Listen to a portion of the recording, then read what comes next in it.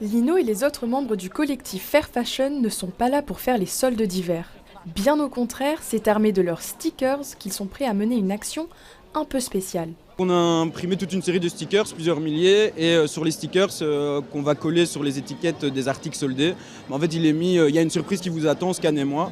Et quand on scanne, on arrive sur un site qui présente un peu toutes les dérives de la fast fashion. Et donc le but c'est d'informer les gens, au moins de stigmatiser des comportements, plutôt que de dire on est dans un système qui est totalement délétère. Maintenant que vous le savez, comment est-ce qu'on peut agir ensemble ? L'objectif est clair, inciter à moins consommer auprès de marques de la fast fashion. Les implications écologiques et sociales de ces grandes marques sont pointées du doigt.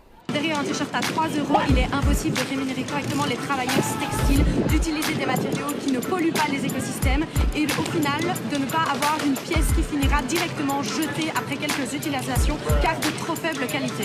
C'est via leur forte présence sur les réseaux sociaux que le groupe se coordonne toute l'année pour leurs actions coup de poing. Sur l'application de messagerie Telegram, près de 200 personnes échangent pour imaginer les prochaines campagnes d'action. Les réseaux sociaux, ça permet de visibiliser un maximum nos actions, parce qu'en plus on a des personnes dans le collectif qui ont quand même une grosse audience, et donc ça permet vraiment de toucher un maximum de personnes qui n'ont pas nécessairement le temps de venir sur place, ou ça permet aussi de les informer sur ce qui se passe et de pourquoi la fast fashion est problématique. Mais pas question pour les activistes de remettre la faute sur les consommateurs.